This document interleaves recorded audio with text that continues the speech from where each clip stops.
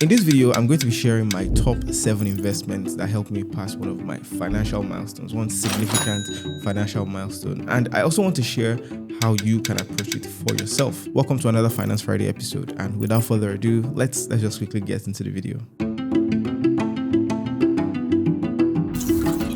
When it comes to investments or growing your career, nothing beats the skill you learn along the way. In The Millionaire Next Door, the bone of contention was that while it was great to invest in the stock market, for instance, there's just something about investing in your own business or in yourself. You can control how much effort and growth your business experiences directly or you experience directly, but you can't do that with something like the stock market. However, that is not to say that the stock market is not a viable means to grow your investment at all.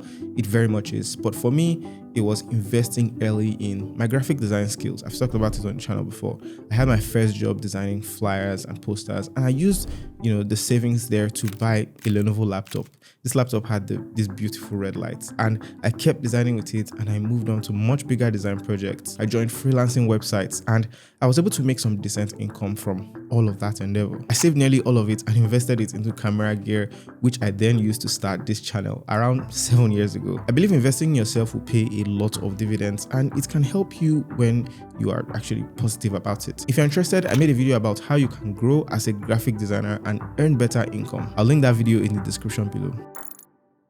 One thing you should never mess with is having enough money saved, especially when it comes to emergencies. The popular opinion is that you should have enough saved so that in case you can't work for around 3 to 6 months, you'll be fine with what you have. The truth is, saving is hard for most people. Most people earn what they need to live and survive, and there's usually nothing left to save after spending. The great push that can make one save more is simply earning more. So you have more than you need for your basic wants and needs, and then you can keep the rest. I know it sounds weird to say, oh, just go and make more money so that you can save more money, but that's the only way you can actually really save more money if you consider what you're spending right now. For me, I try to save more than 50% of what I earn and keep most of it for emergency purposes and other future plans and projects. The minimum you should aim for is around 30%, and I made a video talking about how you can actually save a lot more money, and that video was super helpful for many people. Again, I'll have that video linked in the description below. Just be checking the description for a lot of things I'll be mentioning. Having money saved comes with a special type of confidence that can help you execute tasks better.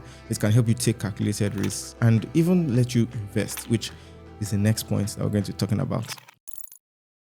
I've talked about stocks on this channel multiple times. I've explained how it can be approached and what you should look out for. I have my video playlist on stocks, everything I've done on stocks in the description too. But the main reason why this is the next point is that in order to invest, you need to have enough saved. So investing is risky and you don't want to take such risks if 1, you are not earning enough, 2, you aren't saving enough, and 3, you don't have enough saved that you can then invest from.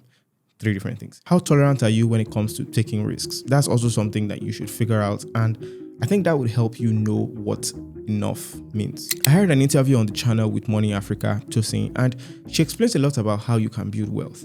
Most people can afford many risks when they are young, and the older one gets, the less risk they may want to take due to certain responsibilities and the fact that they are looking for things that can help them maybe even retire.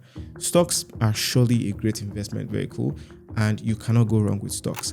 Investing in index funds like the S&P 500 consistently has been proven time and time again to work. But it's not only about investing and taking earnings. You have to reinvest your earnings. I never mentioned it before on the channel, but it was thanks to investing in stocks that I was able to get my first dream car. See, I made a tweet that I drove a Lexus SUV, and a few years passed, and I got a Lexus SUV. Anyway, once again, I always recommend trying your best to improve your income at, first, and then improve your savings habits, and then investing. It's not easy, and it's something that requires a lot of learning, a lot of improvement, and most of all, consistency. Something a lot of people do and can be very risky is saving in foreign currencies like dollars or pounds, or even cryptocurrencies. I don't always advise this unless you are spending in that currency. Let's say you buy gear, for instance, or microphones in dollars, like us in the studio here, it can be justified. Or maybe you buy furniture or clothing on a constant basis and you might probably be doing this for business. It can be justified. But you see, many people do this for speculation, but it's better if it is for diversification. Because of government policies, if you convert your currency to dollars, for instance, or pounds, it could come down or go up in a very weird way that you might actually just incur a lot of losses if you're speculating. But if you're diversifying, you won't have to worry about it. And if you're spending in that currency, I think it can be justified. Speaking of currencies, the Forex market is the largest market of them all, the foreign exchange market. One of our most viral videos on this channel is where I explained everything you should know about investing in the Forex market. I even watch that video from time to time because I did a deep dive, a deep breakdown into how you can actually make money as a Forex trader. And over 800,000 of you guys have seen that video. If you haven't, I highly recommend checking it out. Again, description.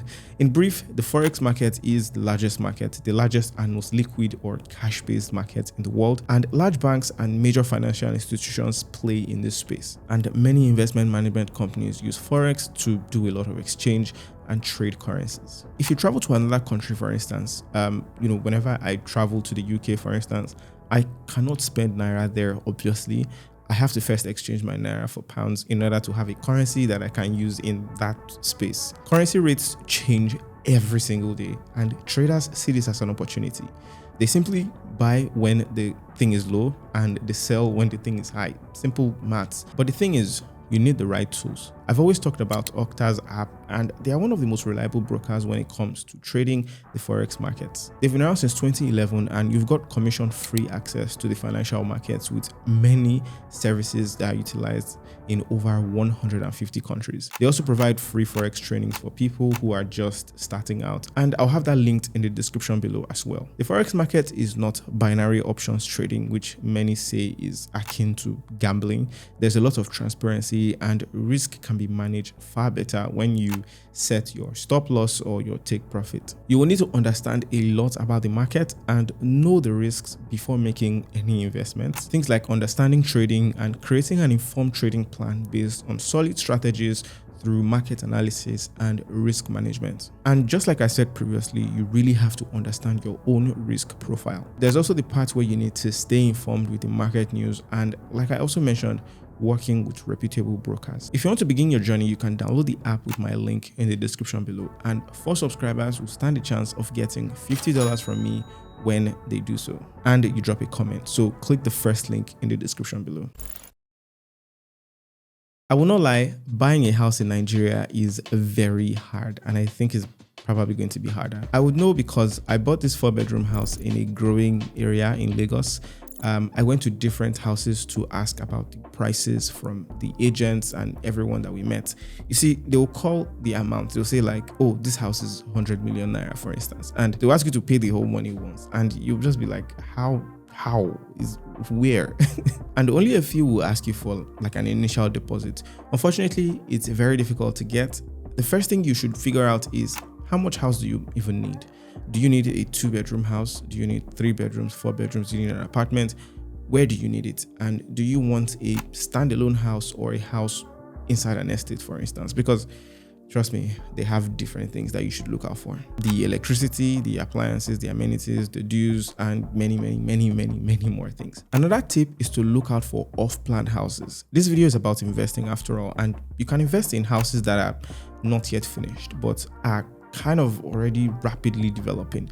This is because there will be a lot less in that stage, they will cost a lot less, and when you want to sell them, obviously you sell them for higher. For instance, in one area where we're considering, the prices were around 50 million for off-plan houses, and it got up to 70 million when they were about to finish the building. That's a good money-making opportunity for you if you want to sell as well. You will need to work with people you can trust. Like, it is very important that you work with people that you can trust, and you should have a payment plan agreed upon on paper. There are residential real estate investments where you can buy a place and rent it out, for a yearly income, a yearly consistent income, and that can be passive and sort of guaranteed. Make sure you talk to professionals at every step so you don't get scammed and you don't lose out on the home you're paying for or whatever it is you're paying for. It's not news that real estate grows well over time, but due to the large investment amount that is needed, it can be quite risky. And that's why I put it at the bottom of this list.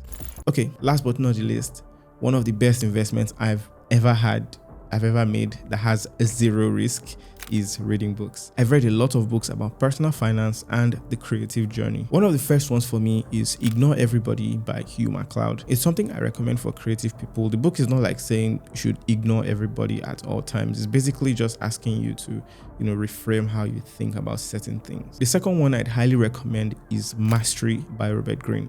I feel like this one should be at the top of my list even.